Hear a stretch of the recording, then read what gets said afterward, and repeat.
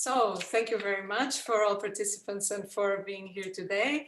I am very glad to start this cycle of conversations on corporeal architecture, which was organized as one of the first initiatives from the ANFA Center for Education in partnership with the Hochschule for Technik Stuttgart, where I am teaching, and also this project, the Corporeal Architecture YouTube channel. My name is Maria da Piedade Ferreira, and I am teaching here at HFT. And we have this group of students in Stuttgart, and also many students, some students who also decided to join, and many guests. And our guest for the conversation today, which I am very happy to have here with us, is Dr. Tenna Tvedebrink. Tenna Tvedebrink is an associate professor at the Department of Architecture, Design and Media Technology, Aalborg University in Denmark.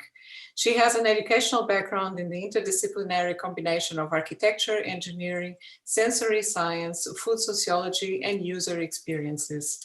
Her research and teaching interests explores topics of social sustainability and how the built environment influences human behaviors and general well-being, as well as how research-based knowledge is translated into creative design thinking processes using persona, scenarios, and storyboarding. Tenna, thank you so much for being with us here today. And thank you so much, Maria. And I mean, it's me who's saying thank you, because I'm so excited that you invited me to do this, and especially with the long list of very prominent speakers that are following me, I'm really, it's an honor to be allowed to do this list of speaking. So thank you. It's a great honor for me to have you here. I have already for some years been following your work in Aalborg remotely, so I'm very glad to have an opportunity to make this conversation with you. Thank you. And Maria, I don't know, I was thinking when you asked me to join this conversation, how to actually start and what to contribute with. So I don't know if I should share some pictures. I already sent some to you, and I was considering if that was a way of starting this conversation. Yes, we can start with that. We can start with the pictures, because I looked at them and I found it very interesting that you would like to start with this kind of personal experiences with your first encounters, also with these topics of body and space and food also as a child. And I have selected a few quotes from the material you sent us. So I think we can start with the pictures and then go from there. I would just like to tell the audience that our conversation will last for about 30 minutes, me and Tenna, and then the remaining half an hour, or perhaps we can extend it a little bit longer, will be for open discussions, so Q&A. And so we would give priority to our students who are doing this seminar with us. And then, of course, the other participants in the audience are also welcome to contribute. Okay, so I'll see if I can share. Okay, or maybe you can share. Do you have them, Maria? The images, would you like me to share them? Yeah, okay. Because I can see I'm not allowed to share. I think I just allowed you now. Can we try? No, it's disabled. Can you please try again? Still? Okay, then.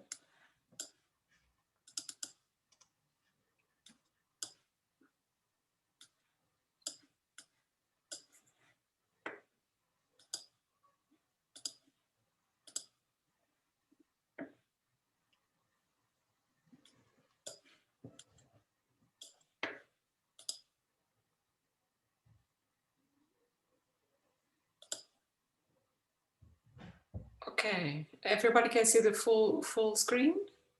I think so, yeah. Yeah, at least I think it's fine just for these pictures. So maybe if you can go to the first page, that would be really nice. Yeah. It's somehow moving. Is it timed? Maria, you're not sharing the screen that is active. Okay. We weren't seeing it move. Just a moment, I'm sorry.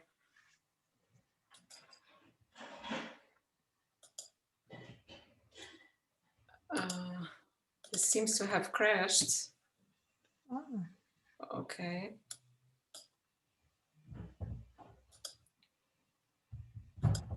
Tenna, can you see if you can share it now? Now it looks like I'm allowed to share. Okay.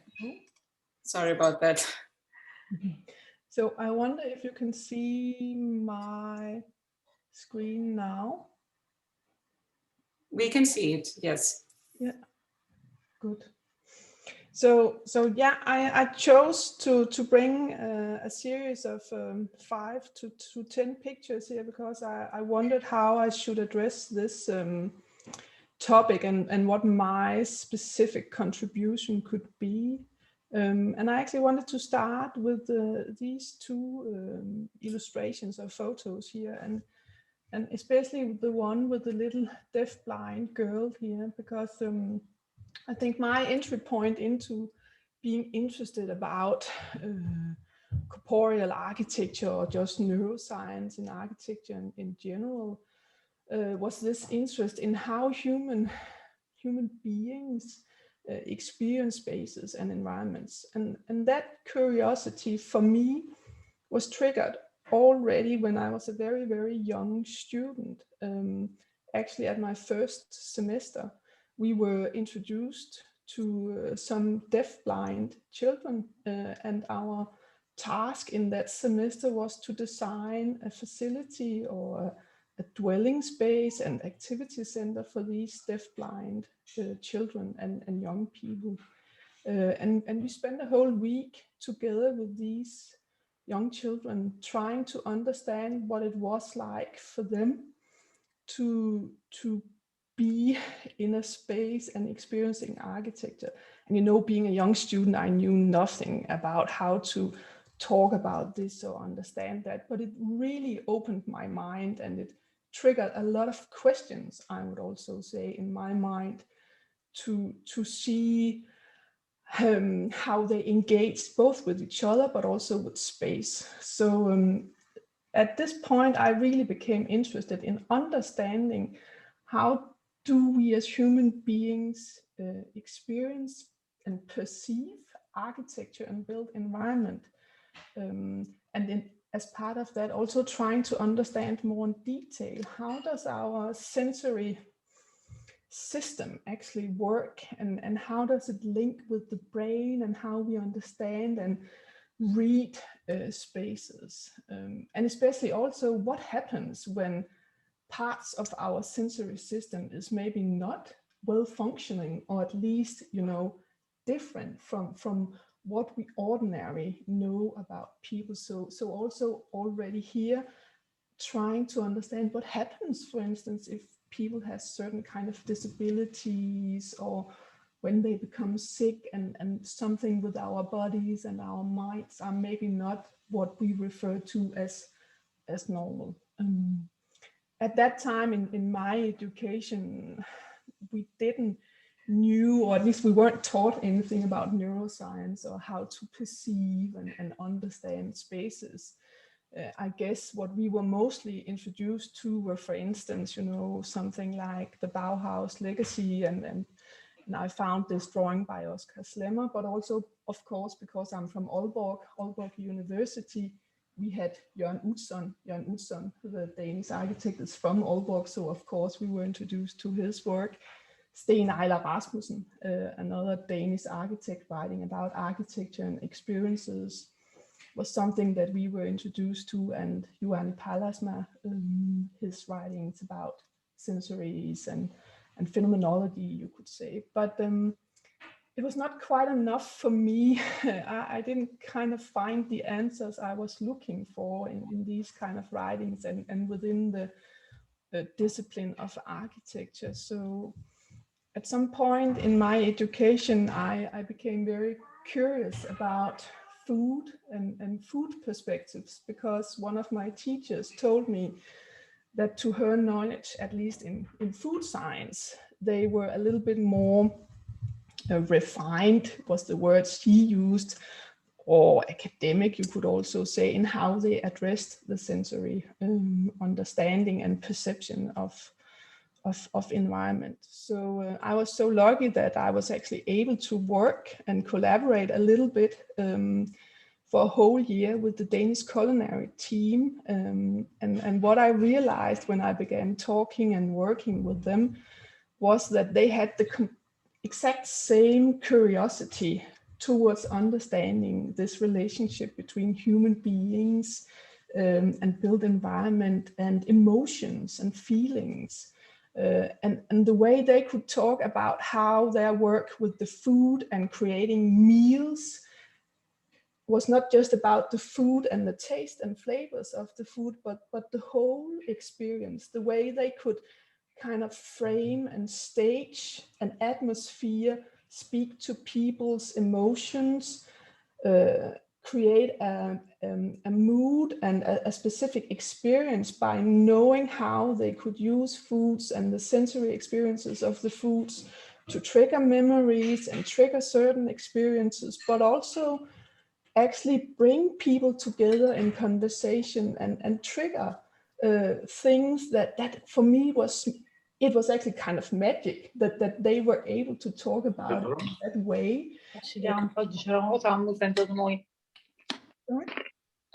Excuse me, I would like to ask any of the audience, to members of the audience, to please turn their microphones off. Sorry, Tenna. No, it's okay. So they opened a door for me. I didn't know about ENFA, and I was not aware about all the work being done within neuroscience in relation to architecture. So for me, the food world kind of opened a lot of windows and doors into this world. So I decided actually that I had to follow that. So I took a year's leave from architectural education, and I went to Copenhagen University instead. And I studied the sensory science and food science. And in that, when we were studying sensory science at Copenhagen University, we were introduced to neuroscience. So I remember one of the first things I had to read was kind of like this huge Bible, I would call it, Principles in Neuroscience. And one of the chapters there are also written by Antonio Damasio.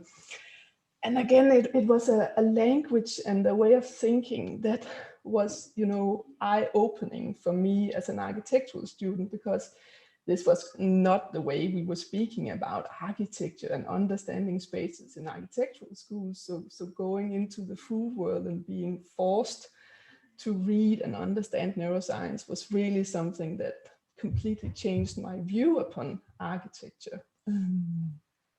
And that is also what sparked my interest in then beginning to put these two perspectives together and actually trying to figure out how food and architecture could develop my understanding of what it is to be human and how we experience spaces and work with designs. And yeah, I could talk for hours about all the experiments I was involved with, but along the way, it also really sharpened my attention towards how we need to be aware of the user perspectives. I mean, the people, how can we begin to actually understand how different groups of people feel, and the methodological challenge in capturing human emotions and human feelings was something I became more and more interested in, also doing my PhD work. During my PhD, I was then invited to Canada by Marco Fascai, that you can see here in the picture. And it was a very big experience for me to go and visit Marco in Canada, because he was equally interested in this perspective of food and architecture, but he was also aware of some of the things going on within neuroscience and architecture. So he was actually able to point me in that direction. And I think he was actually also the one who told me about Harry Mulgrave and the book, The Architect's Brain, this one here. So he said I had to go and read that, because he was sure that was what I was baffling about. For me, I was still very, insecure about how to work with all this. And then a side story to that is also how I became more and more interested in the health perspectives and what architecture could do for health. And that was because both my own little son there, newborn, was very sick, and we had different experiences in hospitals and with food environments that kind of supported my interest in how people and environments are important for each other. But also Marco himself was sick when I was visiting him in Canada, and we had some discussions about that relationships between food, health, and architecture. So I know it can seem a little bit confusing, but all in all, I think for me, food was the way into understanding architecture better, and also into understanding how we experience spaces, and understanding the power, I would also say, of both the sensory impressions or inputs, but also that, for me, still a little bit magic relationship between body and mind, and the power of imagination and the power of memory, and how I think my role as an architect is more and more about understanding how I can actually work with these perspectives to create environments that make people feel good and well. Yeah, I think I'll stop there, Maria, because I realized I spoke a lot already. Yes, but it was very nice as a starter. I mean, I think maybe I should have made these conversations a little bit longer, but perhaps we can extend ourselves a little bit in time. It was very nice to listen to your explanation to how you got into this topic, and also how personal it is for you. And I was thinking when you were describing, for example, an image that came to my mind was that you made this connection between when you were reading, when you started to read about neuroscience, and you showed the principles of neuroscience. And I also know this book, so I kind of empathize with how you felt, because in some ways, you as an architect, or we as architects, we can get triggered to think, could we also find some kind of guidelines or instructions that can tell us how the body and the brain work, and can we design in a way that somehow we can predict or create also some recipes of how we can affect how people feel.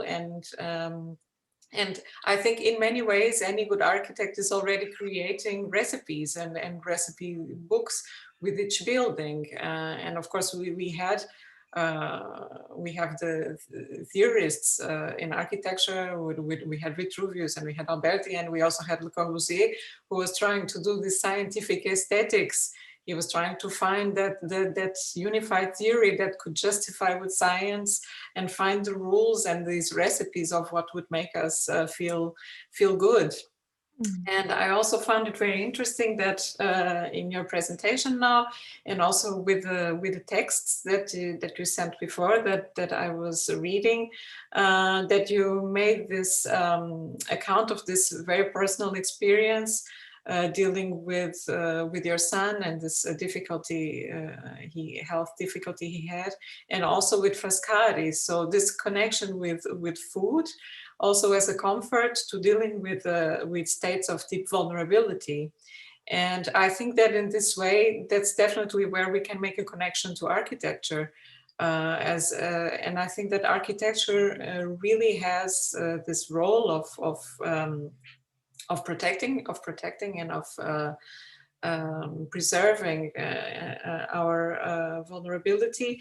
And you were also talking, perhaps because you are from Aalborg, I had to think about, recently I was reading the recent book by Johanni Palasma, Inseminations, and he makes mention to Alvar Aalto, that Alvar Aalto had also this experience in a hospital that changed completely the way he was designing. So Palasma quoted Alvar Aalto, as Aalto said, the architect should always design to the weakest person.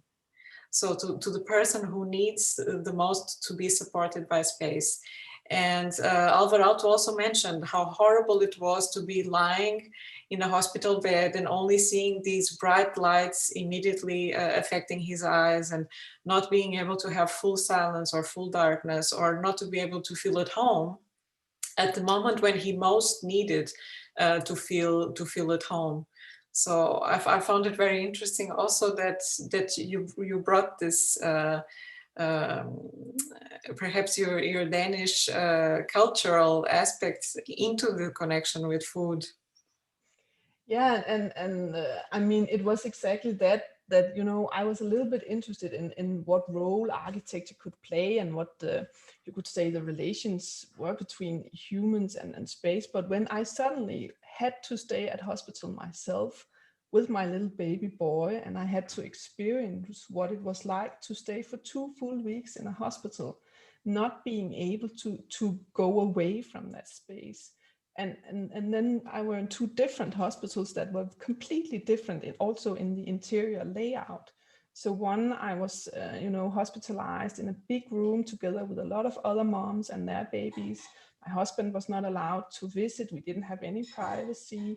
And the children were not even allowed to sleep next to us. So we had, you know, there were a lot of things there where you really felt like you had no privacy, you were not alone, and you were just scared because you didn't know what to do. And then a different hospital where we had our own little separate, almost like an apartment, where we could stay as a whole family, husband, wife, little child together. Staff would be knocking on the door and so on, and the settings would be more home-like, I would say, not an institution. And how different that were in how it made me feel, and just also social, how we could work as a family, and the whole, you know, emotional reaction just to the space, I think was eye-opening for me.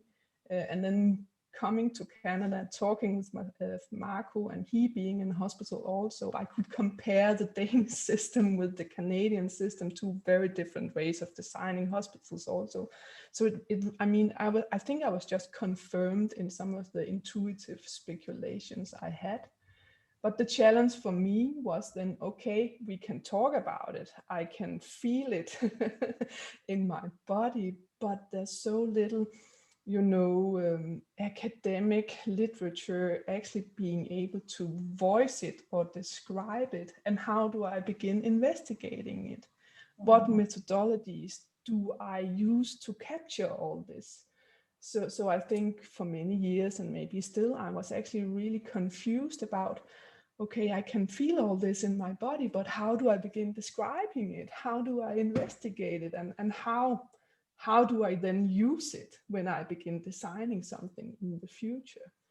And you talked a little bit about this with the recipe for for good architecture.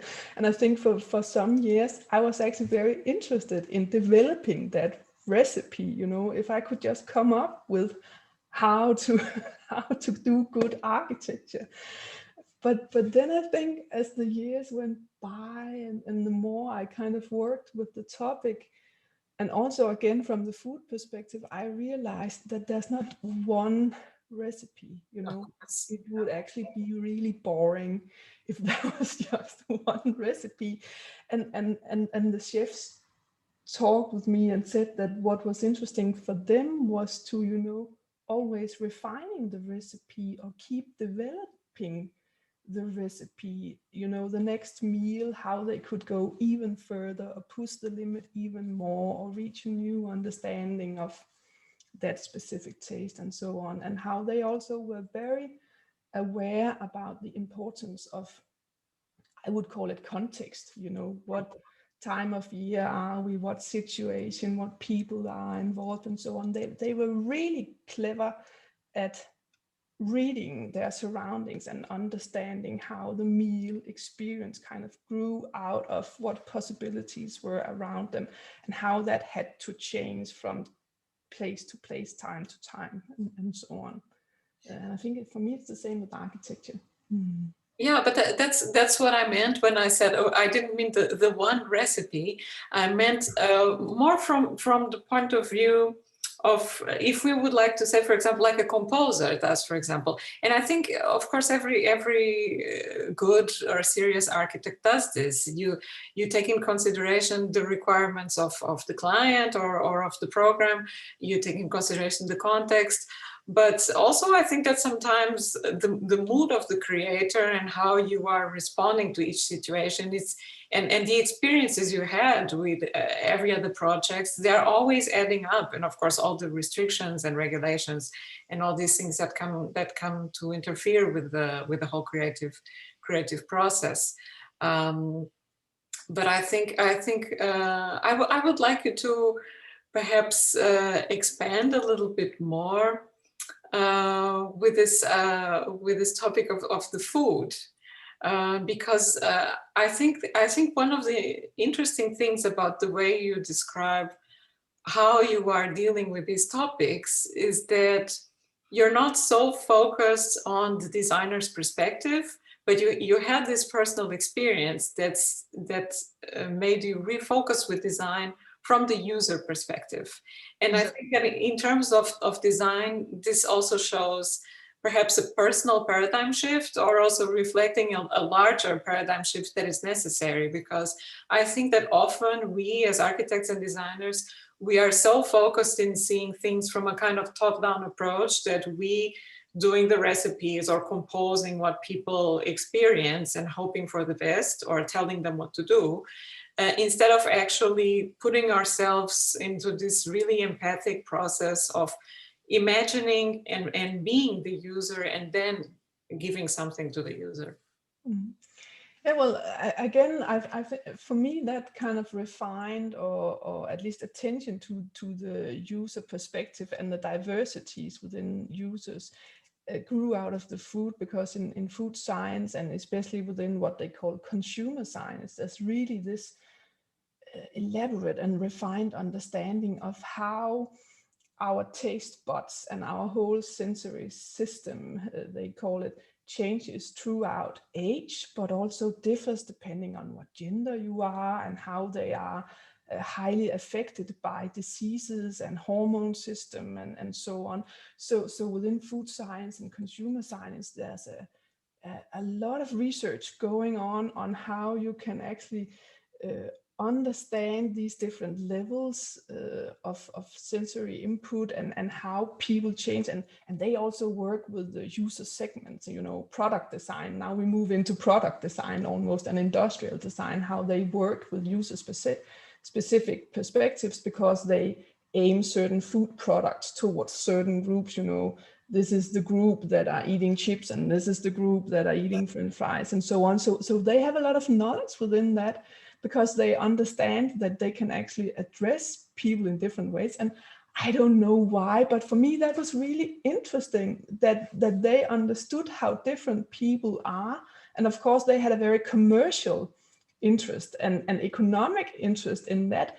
But still, it was based for me on a profound understanding of how different people are and how different we experience our environment, and how different we actually also, you know, act as human beings. So when I began studying that, I realized that they were also talking about how you know, our sensory system was working differently, and for some people, when they were sick, their whole understanding of what it meant to eat and taste radically changed. And I began speculating, but what if it's the same with architecture? I mean, in architecture, we are kind of taught in architectural school that human beings are like this and spaces should have like these measurements, and this is a door and this is a hallway, and then it's kind of a unified understanding of people are like, and at least it was for me when I was a student. So it was a radical different way of understanding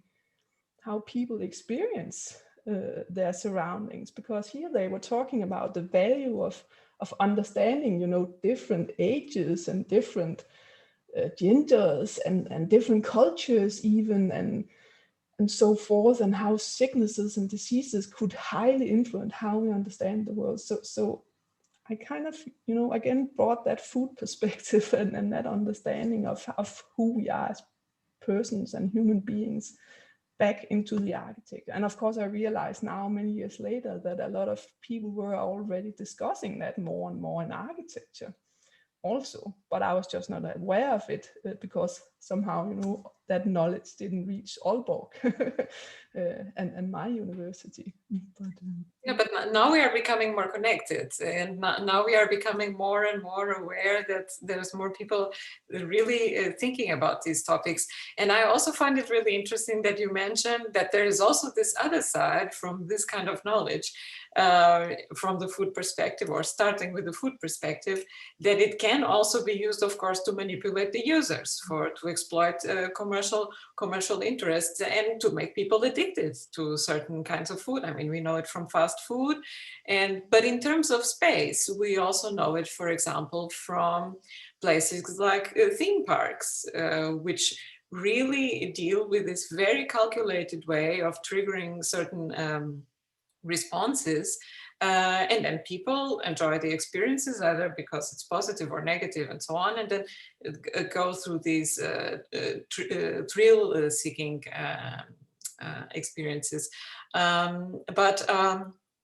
Of course, if we think about architecture and this power that space actually can also have of manipulating people, we also have to think that, okay, what if this actually becomes something mainstream and we really start instrumentalizing this kind of knowledge? Maybe we need also to start building a strong foundation of ethics and to have a lot of discussions on how is this knowledge actually going to be used.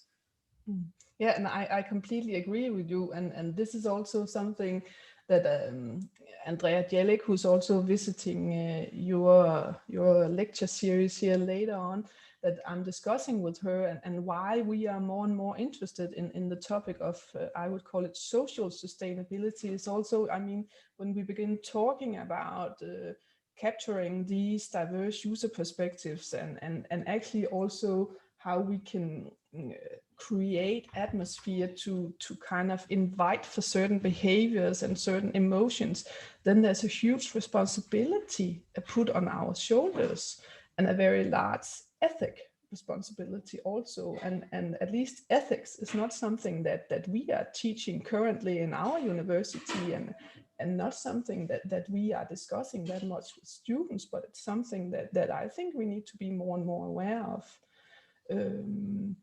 And also, I mean, how do we find that balance? I think that's also something as researchers and teachers is still very interesting to actually discuss. And I don't think we have that many platforms or places to actually engage in that kind of discussion. Well, we hope that this is a start, that we start with such conversations, bringing these topics, and also to make visible that the knowledge is that it exists and it's building up, and it's actually already in some cases used, but perhaps more often close to these commercial experiences and not so much. For example, now we are experiencing all this prolonged stress that we have due to the COVID-19, all the restrictions and so on. And many people renovated their homes, threw away things they didn't need, or painted their walls and did things to improve their environment and their conditions.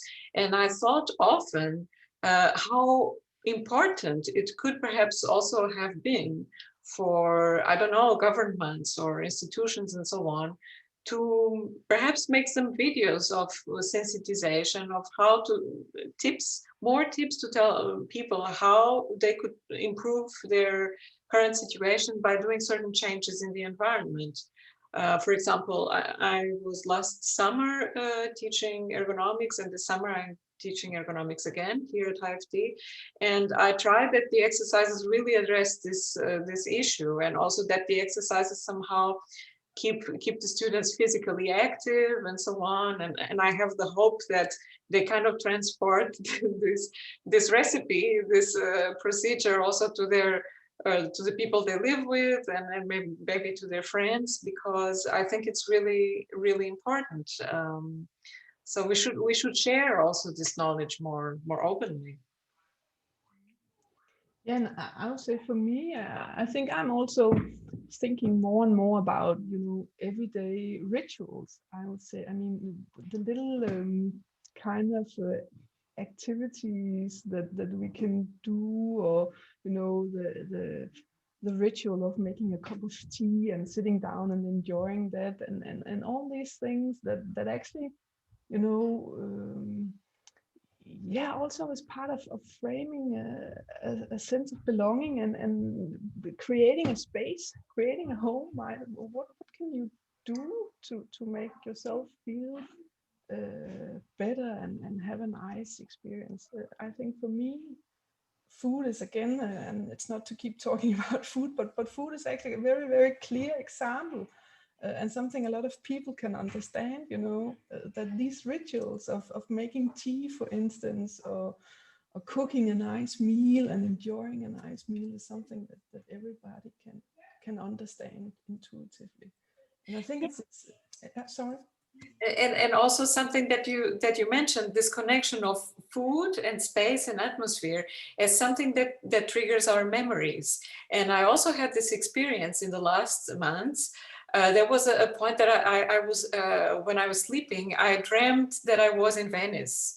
I dreamt, I don't know, many times. I dreamt I was in Venice. I dreamt I was in Portugal, which is my home country. I had many dreams about traveling. And then I started to think, perhaps if doing some dishes from the place, or as much as possible to remind me of the place, maybe I just had this impulse. So the first thing I did was to do some scones, because I remember that I had these wonderful warm scones that came in a basket with a little white cloth that I had when I went to one of the first conferences I went to as a PhD student. It was in Porto, and as a PhD student, I had a very small budget. So I went to the conference, and then with the rest of my budget, I went to the museum to visit Caesar's Serralves, and then to Café Majestic, which is the most beautiful cafe in Porto. And I ordered these scones and tea, and it was a wonderful experience. And I thought, I'm going to do these scones. This is the first thing I do. And it was wonderful. I did them, and I prepared them in a basket with a cloth, and I shared it with my husband. And for that moment, we were like I was transported again to that memory, and I could share it with my husband, who I didn't know at the time I experienced that memory. So it was also a nice way to tell the story from my life, and to include my life partner into this story. And then we did it with other things. My partner spent some year when he was studying in Israel, so we also cooked something from ottolenghi inspired by Israeli food. And these things were really interesting and also important to as a kind of bonding and traveling while being at home. Yeah, and I think that's one of the things for me that I'm still very curious about, and not quite settled about, that I think maybe I can spend the next 20 years trying to understand. Is this how our memory is actually working, and how that is also somehow influencing how we need to think about spaces? And I'm sure maybe some of the guests we have in the audience know a lot more about that. We should open now. We could go on forever, but we are already a little bit late, and there was already here a request, when will the session open for Q&A? So I will open it now, and please.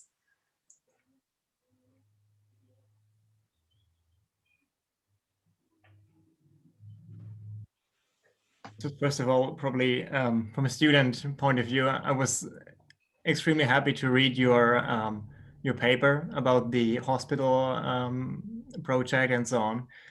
And it was, it confirmed my assumptions, because last year I had to stay in the hospital for 1 week, not because of COVID, but during COVID, which doesn't make anything better, because I mean, you have this atmosphere, you have those white, clean rooms, but no social interaction. So this on top, which was, a huge burden for me at this time.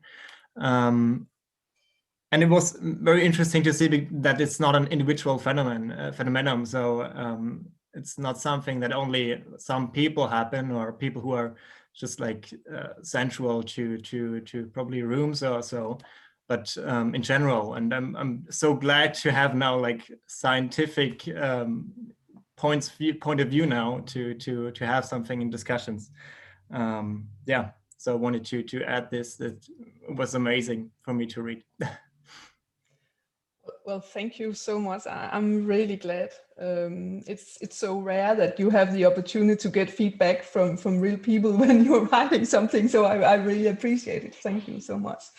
And then I would also say, no, you're definitely not alone in feeling like that when you're hospitalized, because what I realized when I was doing my PhD and speaking with the nurses and staff from hospitals in different places in Denmark, was how the nurses were so aware of this, and how they, you know, had the conversations among them also on how, what could they do to actually improve the atmosphere of these wards in the hospitals. And they were trying, you know, their very best in putting white tablecloth on the tables, adding little candles, playing nice music and so on, because they had this intuitive sense that this was what was needed. But they were not allowed to do it. So they were actually told to remove it because you could not do this in a hospital, and hygiene and so on. So there seems to be a lot of, you know, I don't know, tacit knowledge, or a lot of people know this, but somehow, because it lies maybe, you know, in between research domains, there's not really done that much about it. And it's a huge fight just here in Denmark, a welfare society, a big fight just to be allowed to do something with the atmosphere in the eating environments in hospitals. So you're not alone. I think it's a very everyday known issue, but maybe not so interesting in academia, or at least undeveloped in academia. Yeah. Especially coming back to the eating process, which is a cultural thing and a thing you should do with family and with friends and people, and you're not allowed to. I mean, on the pictures you had in your paper, only like 5 places on the table, and the other people have to go to the rooms and eat there in private, which is not how it should be, I think. Yeah, and then, you know, in most hospitals, you're not even allowed to wear your own clothes. So you are also, you know, somehow in a very intimate and private situation that can be really difficult to handle if you're then sitting next to a lot of strangers, and that can be so uncomfortable. Yeah, so in that sense, the understanding of how human beings feel, and what you can do as an architect when you are designing hospitals to kind of help, you know, ease the situation is completely mistranslated. And of course, I know that when you're designing hospitals, it's a very complex task, and so much is before that. But still, it's a really, I think, a really important issue. Yeah. Could I pretend to be a student for a moment? Hello? Well, you are allowed, yes. Oh, thank you. Okay, unfortunately, I lost connection for about 10 minutes. So if you've already answered this, you don't need to do it again. But I wondered if you could give us a specific case study which connects the design of a particular space to both this food experience, but also to what you learned from reading that huge book by Kandel, and where you get into what the neuroscientist or at least the cognitive scientist can tell you through experiments that complement the thoughtful design process. A case study. I think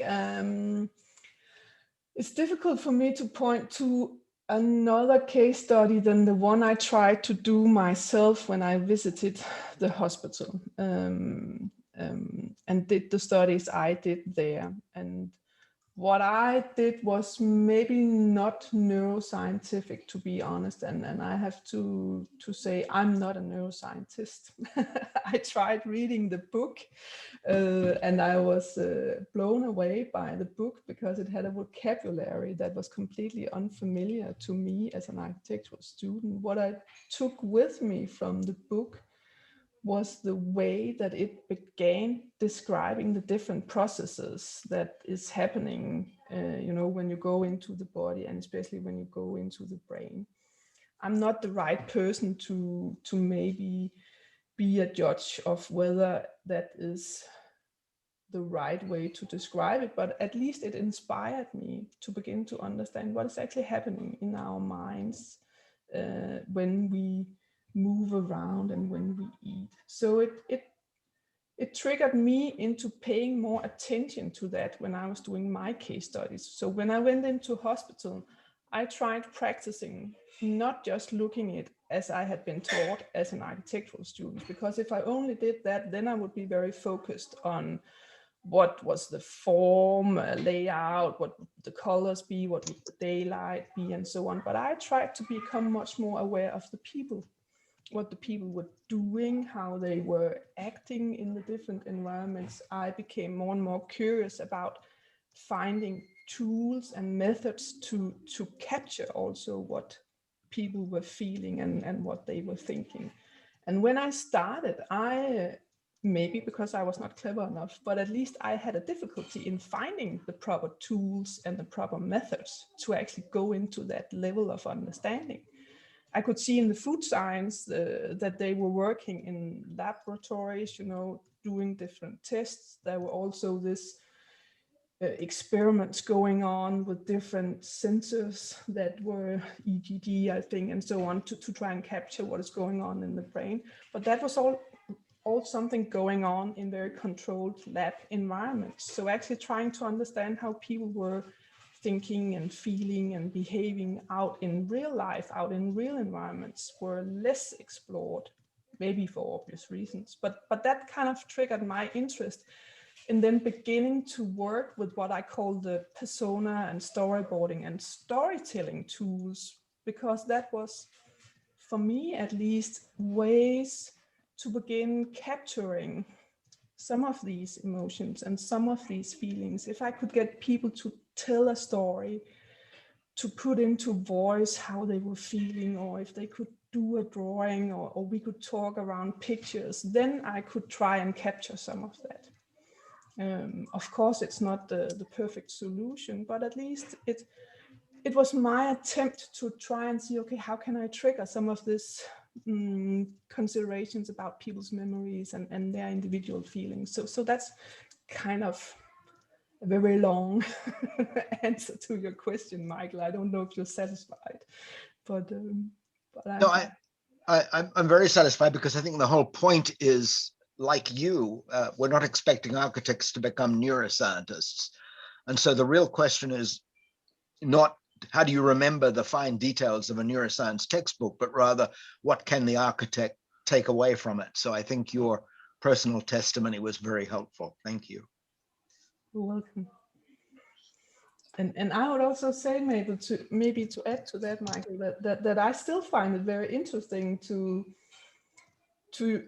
read these texts and maybe even have these discussions with neuroscientists. It's so few that I had the chance to discuss with in real life, but I think there's so many questions that I still have that I'm really curious about, and you know, so many things that I think would be interesting to explore. So this whole setup of the ANFA and also this ACE and what you are doing, Maria, I think it's a brilliant way to begin, you know, working with these things. That's my hope with this event. And I would also like to ask the students again to bring questions. I'm sure that for most of you, this was the first time that you heard about these ideas, and probably there's a lot going on. So follow your curiosity and don't be afraid of saying anything silly. Just take this time and take this opportunity to learn and to make your questions.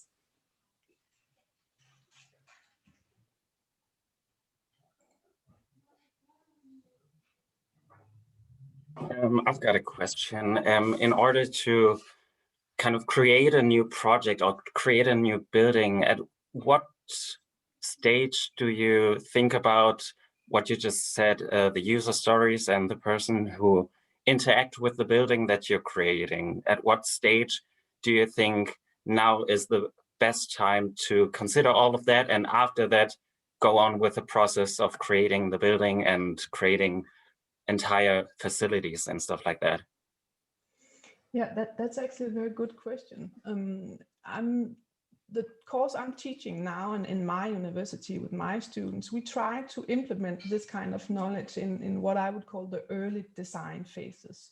So in the phase where you're kind of, you know what typology you are working with, you know, is it a hotel or is it is it a nursing home, or what are you designing? And so you also have a kind of an understanding of who you are designing for. But instead of then just sticking with that, okay, I'm designing for patients for a hospital, and then you move on, then pause and maybe try and follow that road and dig into what does it actually mean to be a patient at a hospital, or be living in a nursing home, or having to be a student in a university. So this is where I kind of say to my students, before you just look into statistics or use your own assumptions, then try actually to go out there, speak and meet with the persons that you are actually thinking about designing for, and see what you meet when you begin talking with them or interacting with them. Because I mean, 99% of you will experience that what they can inform you is very different from what you think you know. And I think that's a big inspiration also for us to work with.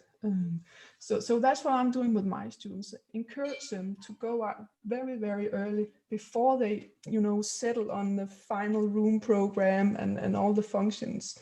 Go out, see what you learn, and then settle. And presumably what you settle on is a little bit different than what you had just done if it had only been about you and your own opinions. I mean, there's only so little each person can know, so it's really about collecting as much information as possible. Yeah. But I must also say, I mean, at least from my experience in my university and working with all my students, it's a very difficult process. And it's a very time-consuming process also, and maybe also the step that we are not quite finished with yet is, how do we then translate all that knowledge that we can, you know, capture from users? How do we translate it into design strategies? And again, that's a little bit returning maybe also to that recipe Maria was talking about. I mean, how does it become design? How do we do that? That's still something that is open for discussion, I would say. I don't know if that was an answer to your question. Yeah, pretty much. Thank you. Can I just say, hello? Can you hear me, Maria? Yes. Mm-hmm. Oh, okay. Hi. I don't want to turn my screen on for a variety of reasons, but I wanted to say thank you so much for this, for your answer to that question, because I think one of the things I think in the beginning of your talk that you highlighted a bit was the gap in architectural education. I mean, I'm an architect, but after I graduated, but my undergraduate degree was in interior design. And in interior design, that's the starting point. We start with the experience of the person. And, but we lacked I lacked knowledge in how to translate that into structural form, and actually how to integrate that into an architectural program. And so, I got my master's of architecture, and then I found that the experience of the person was no longer valued. And in terms of, architectural critique, maybe too formal, or, but the narrative and the end user story, the ethnography behind this choreographing of the interior experience, I think is very important in architecture school. And when I sit in on architectural critiques at any level, from masters all the way, from undergraduate to masters, I always say to the student, take me through one person, checking in. How do they arrive to the hospital? How do they, what do they first see? What do they see next? If they need to go to the restroom, where is the restroom? The garbage, you know, if somebody is arriving to make a delivery, and you know, because a lot of times you think the end user is only the patient, and that's not true. There are many end users who are, you know, staff and people who visit, and the family members and the children. And so to think that there is only one end user is also a mistake. But I think a lot of times when architects are hired, they're hired by the client, which is not the end user in an institution. And so they take a client's perspective on most, you know, they're not paid necessarily to survey, you know, what color do people like, you know. And yet I think it's the architect's job to inform the client that this is very important. Mm-hmm. So I'm really glad to see that you're trying to bridge the gap between interiors to interior design, because now after I've, you know, become a professional architect, and you know, my designs always start with the end user experience. But when I teach interior design, so because that's my first love. But I think maybe if you would share some of your student work would be in future conversations would be really nice. Yeah, thank you so much. Yeah, I mean, I really like your comment also, because I agree so much with you. And what I think is so interesting is that if we move into, you know, industrial design and product design, and on the other hand, urban design, I mean, both these domains are really, you know, working with user perspectives and understanding how to use that as design drivers before they go into design strategies. But then architecture is there somehow left in the middle, ignoring all that. And it's really, I always wondered why that is, especially because in our university, you know, we are in the same department. Architects are together with urban designers and industrial designers, and the architects are the only ones not interested in the user perspective. So this seems to happen in many places. I have to say, because Lily mentioned specifically, and maybe I did not make this clear, that here HFT, this belongs to a course of interior design. So actually all the students present here are students of interior design, although in my classes I always bring inputs also from architecture, because I come from architecture. But also from urban design and so on, because what we work with, in my opinion, what we work with in the interior is completely connected to the design also in the other scales. And in fact, the strategies, like Lily was mentioning before, the strategies that we are so focused on in interior design are fundamental at all other scales of design, and can definitely be transported. Yeah, and I agree, but somehow still some of my colleagues always look at me like, what are you talking about? And you must be really silly to think like that. But hopefully it will change. Yeah. I think sorry. Perhaps it's the resistance that happens whenever something new comes up. And I know it because I experienced this myself many times, also because I go across disciplines, because I am using art and I'm using science and research to put into design teaching. And I think that because of our systems of education for a long time, and also of thinking, most people are used to having things in very strict compartments. And when we see that actually there are very strong advantages in making these cross references, I think many people face a lot of resistance or just feel confused. So this is also something that we have to work through somehow. I'm sorry if you can hear all the children in the background. I heard them a little bit, but I think it's a wonderful atmospheric mood. So we are a little bit over 7 here in Stuttgart, 7 o'clock, but I think we can perhaps extend our conversation a little longer, because it's going really interesting. So Maria, yeah? I think that Mario keeps unmuting himself. I really want to hear what he has to say. I just wanted to add to the point that you just made that we're all interior designers. Anna and I are architects from the master's program at HFT. Oh, I'm sorry, because this course was open. It's true. Yeah, yeah. So to get another point of view from our perspective, everything you said is totally right. We never once had like a course or something where someone would come in and say, the perspective of the end user is actually pretty important. It was always, the whole bachelor program was basically just getting used to, this is a room and this is a house and all of that, but never like getting in touch with the end user. So the conversation is really, really useful, at least for us at this stage. But actually, oh, sorry. Just a moment. Thank you, Mario, for mentioning this, because now in the middle of conversation, I even forgot that I did structure this course as a kind of a little ambitious move to open it, not just for the faculty where I originally teach, but also to architecture and urban design. So just to make it clear. Thank you, Mario, and thank you, Lily. Ono, please.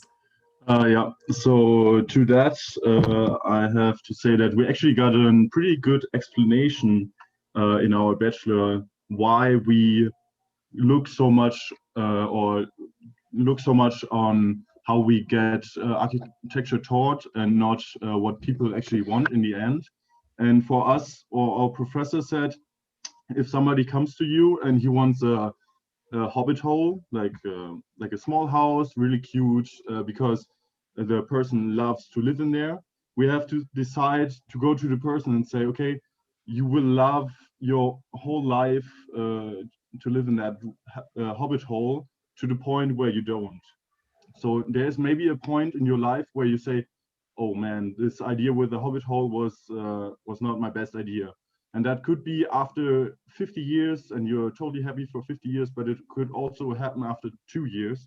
And so he said, as architects, we have the power to go to a person like that and say, hey, we learned architecture for such a long time. We thought about space. We had classes about space, and we have the power to build something that actually can stand over time, like we still see in so many good architecture around the world, just buildings that stand over thousands of years, and we still today look at them and say that's beautiful architecture.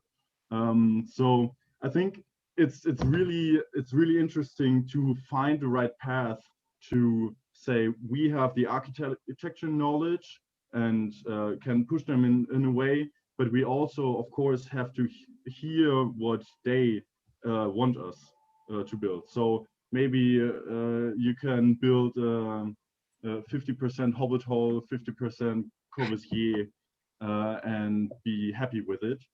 And then the next point to that was that our professor said, doing things half the way is often not good. So he said, you have to decide, you want to give the person Corbusier and he wants a hobbit hole, or you actually build him the hobbit hole and maybe he will be happy for the rest of his life.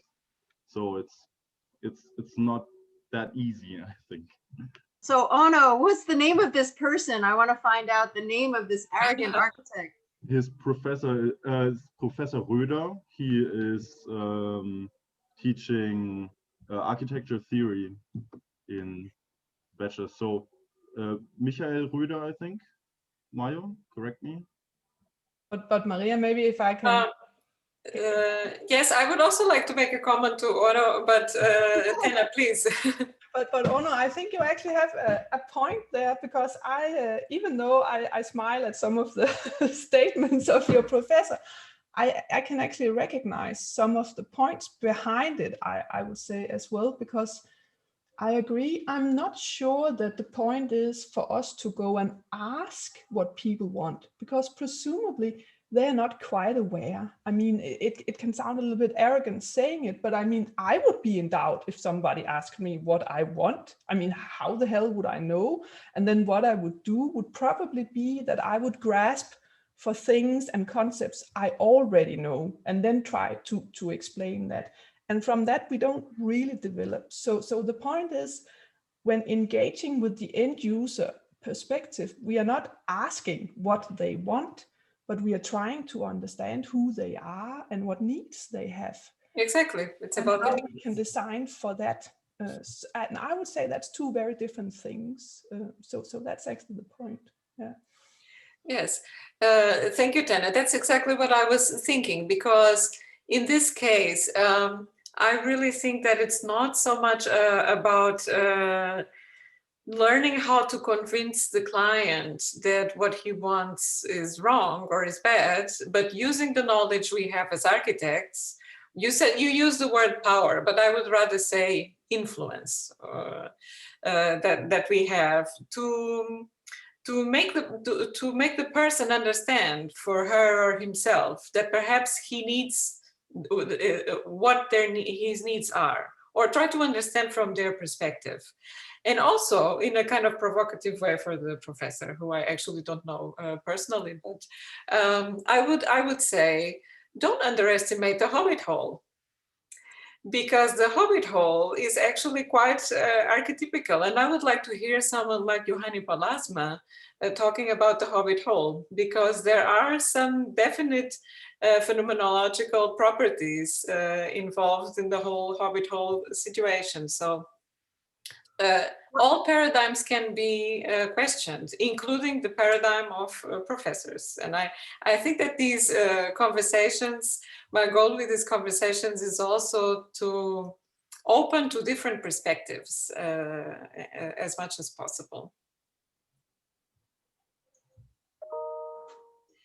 I think one thing to recognize is that a lot of end users don't have the vocabulary and the expansive knowledge and the theory that's behind a lot of decision making and design. And so, yes, of course, we as architects and designers, we should bring that vocabulary, we should bring that knowledge base and use wisdom. Like a doctor wouldn't tell a client, you know, if a patient comes to a doctor and says, I'm experiencing these symptoms, you know, what can you prescribe for me? The doctor's going to draw on their wisdom and prescribe what's right for them. And then, and that person would then, because I've had a lot of clients come to me and said, you know, I was always afraid to go to an architect because I was afraid they would tell me to throw away all my things.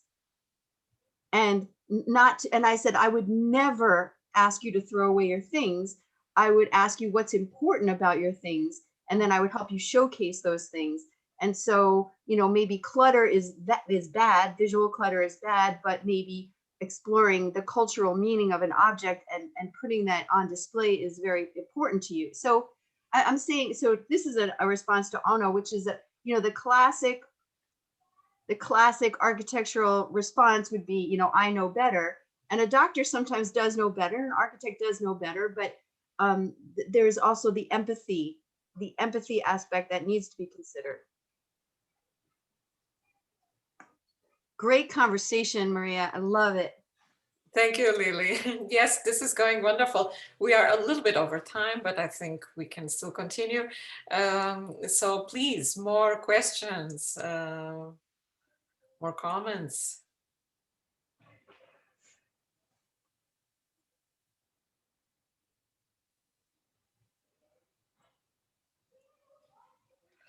No? No? Suddenly we are all very silent. We also have, yes? Yes, I'm sorry, is that I couldn't find my microphone. I was trying to look at the microphone. Hold on. Yes, I'm here. I was just listening all these wonderful thoughts and information that you had, and I appreciate. Thank you very much for having these conversations and opening this. I'm an architect myself, but I do a lot of interior design, and particularly for restaurants and bars.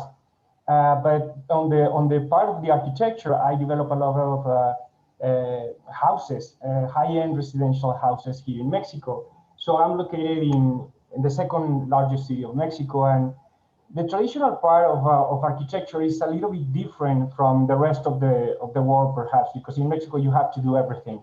You have to be the architect, the consultant, the contractor, the builder, the one that does all the permits and things like that. You know, we have to do all these kind of licensing and permissions and things like that. So what I'm hearing is that this kind of dialogue between what the interior design does and what the architect does differs from different perspectives. And of course, people that think that the interior design just focus on interior and that's a kind of a specialization, whereas architecture focus on the building and a different scale.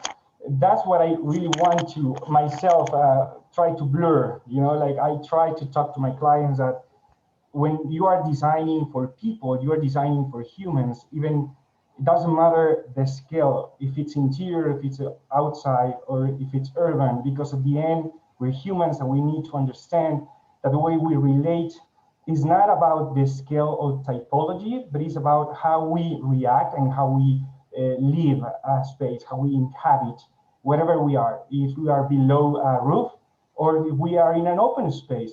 So what we need to focus is on our well-being and how we can create better formulations to design in a way that we understand that this relates particularly with our health and with the relation with others and of course with context. So for me, that's one of the main things or the main thoughts that I always have with my designs. Like I try to understand my client with a narrative that he can or she can understand, and how I can translate that information into something that can be very clear to them. And also in something, because I'm not the one that has all the answers, but I know that together we can do something much better, because I'm not designing for me as an architect. And that's wrong, because we learn that we have to develop our egos and, you know, the star architect system and what we see in the magazines and things like that. When you have to try to understand, as you mentioned already, being the user's shoes.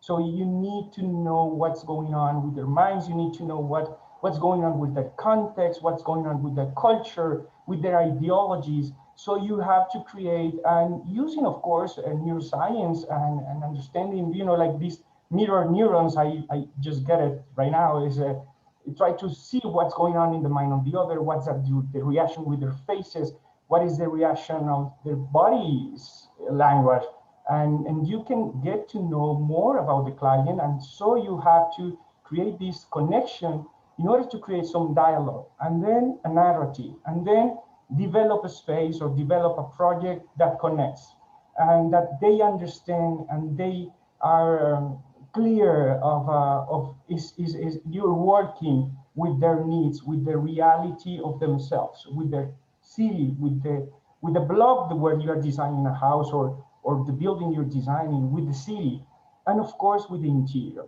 So at the end is everything. It's not just what I decide for a color or for furniture or for affordances. No, it's what you design for the whole city, the whole country. Then I mean, maybe I'm a little bit utopian, but in a sense, like what we're trying to do is how we connect, like how we can create much better buildings that connect better, not with just ourselves, but with other users, with my neighbor, with the stakeholders, with all the people that is there. So for me, that's an important part that we need to blur. At first, that line that divides us in between architects or interior designers, and work together with the client and understanding how we can create better narratives of design. So that's all I want to say. Thank you. Thanks, Luis. You made me think about, because you mentioned that the idea perhaps sounds utopian, but I think that utopians can also be positive until the point that they turn to dystopias. But I had to think about this motto that I very often also mention in my lectures, this motto of the Bauhaus, that we can transform society from the spoon to the city. So from the smallest object to the largest object. And I think it's a really good motto, because the spoon, the tiniest that we can move with our hands, and from this smallest gesture to the bigger gestures. Yeah. I think Kevin would also like to say something, because I have seen him moving in the chair, a little bit excited every now and then. Yeah, thank you. I'm very glad about what Louis told, because I'm a Master's of Interior Architecture, and last semester we did nothing like with interior design. So we did like many small artificial interventions and filmed the whole thing. For example, one intervention was about a dwelling area in Stuttgart Road, and it will be taken down and built new with the IBA 27. And we were there for like we had to know the people and the area, how the area is functioning. And so we started small interventions and filmed the reactions of the people. For example, it was the long straight buildings from the 70s, everybody knows, 3 or 5 stories, and you have this massive green in between, call it Abstandsgrün in German, and nobody uses it. So we thought, because most of the people are on the balconies and watching each other as like a stage, the green, and nobody really uses it. But when you use it, you have people like, don't step on the floor, on the woods and everything. And we did, like, one intervention was we put crosses, so it looked like a graveyard, and filmed the reactions. And we did more with mannequins, with a child mannequin and a football, and then we played the audio of a child playing area. And as soon as the first neighbors watched out their windows and balconies, we started on the other side. We had camera heads, big mannequins, and with red lights in the apartment. And then the song changed, and the song was called "They Are Coming." And you see the neighbors are watching from their windows, and then they see they're being watched. And then we put it all together in one movie. So the people, maybe it's always the people always talk about the people who living in the area should be asked, but it's exactly what the architect maybe should translate. That's what you people said. And I think maybe such a movie, for the people living there, they don't really know what's happening with their green and they don't want to use it. But if they see how it's from the view of a child, for example, they start thinking about it. And I just wanted to say this because I think Louis said it's all together: architecture, interior design, and urban development. And yeah, I don't know if you could follow me. Yes, Louise, I don't know if you would like to respond, because it was directly in response to your intervention. Yes, I think that's it's wonderful that we get to understand much better what's going on with our context and what's going on around us, and that's definitely how you get to develop better answers or to develop better solutions for design. I totally think that we need to keep working on this relation between what we learn from the client, but one of the things that we need to understand is, and I don't know how to put it, because this is kind of a methodology that we need to develop better in architectural schools, and is how to get information, is how to squeeze everything that we can from the client, because I think the projects that are not successful are the ones that didn't have enough information, or they didn't do enough research of what's going on with their needs, or with the clients, or with the context, and so on. So definitely one important part that we need to do always is to find out how we can collect as much information, and understanding that there is not just one user, and that's a problem. That we always think is just one user, and we refer user as singular and is users. So we need to understand that we just don't have one person or two. We might have a lot of people that come into play when we are designing. So it might be, as someone already mentioned, gender. It could be also socioeconomical status. It is also related to ethnography. It's also related to stakeholders, like who's around us. You know, even our neighbor or the neighbors or the neighborhood.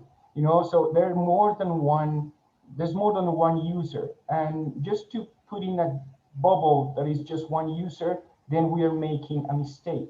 So we need to find out who else is coming into play within my building, within my design, who's gonna pass in front of this building, and what's gonna happen with their mind at the moment they're passing through my building. So, and you know, there's a lot of other things that we come into play, and I don't wanna go there, but about accessibility, about who else is using. So definitely exercises that we need to do in architectural schools are not just finding the one user with designing, but trying to understand who else is coming into play within the design. So, because maybe it's just one user right now, but that user can change in the next following years, in the next following days. Like, you know what's happening right now with COVID.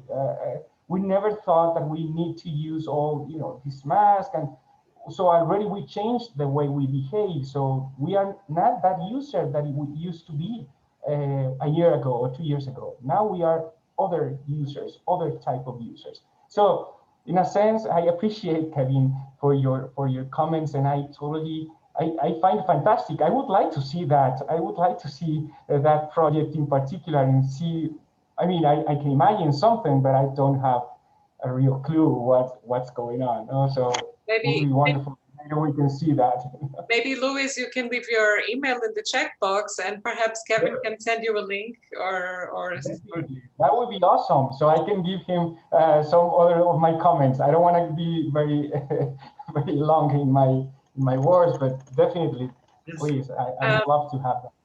I would just like to add, Luis, to something you said, because I think not just about thinking about one user, but this idea of the idealized user, and the user is changing all the time. And we age, we might have an accident, we change our minds, we change our tastes, we change our perspectives, our needs can change according to job, relationships, circumstance, socioeconomic status, ideological change of position, life crisis, whatever. And human beings, as everything else, are always in flux. We are in constant transformation, and that's actually what gives us the possibility of always striving to improve and to meet our needs better.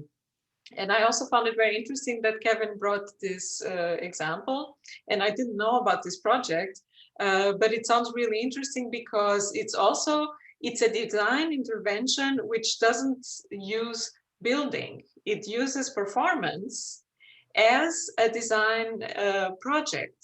And it has this specific goal of, through very strategic interventions in already existing spaces, to change people's perspective on how the space can be used. Because often we think that we are so dissatisfied with the built environment, we would have to tear everything down to build it new again. And we know that, of course, this would never be possible. And it's not possible also in terms of sustainability. If we look at the prospects regarding sustainability in the profession of architecture and design in general, we won't be building much in the future. We will adapt most of what is already built because it's not sustainable to continue building as we were building until now. So designers will also more and more be working like a choreographer, a director, or a performance artist who is actually designing these strategies of how to convert spaces and how to change how people behave also, or to meet their needs and to meet their needs better.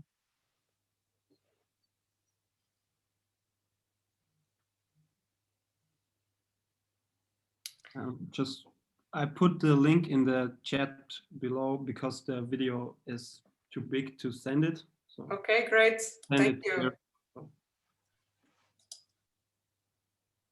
So I hope everybody got the link.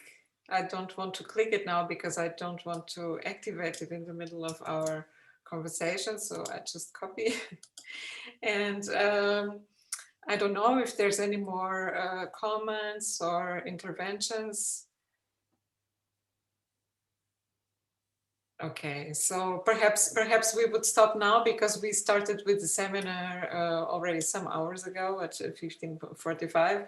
So I think our students at this point may be a little bit tired. So I would like to thank again everyone for the participation and support for this event. I think we had a wonderful session with really fruitful and interesting conversations. Thank you so much, Tenna, for being our first guest and for coming here and sharing your research with us. And thank you, students, and thank you also to the other guests who took the time and shared their opinions and boosted this conversation. So the conversation was recorded and it will be also posted on the channel Corporeal Architecture, and it will be made available also to share. And if you would like, you are very welcome to join us in the next sessions for the next conversations. Okay, so wishing you all a great evening. Bye-bye. Bye-bye. Bye. Bye. Bye. Thank you. Bye.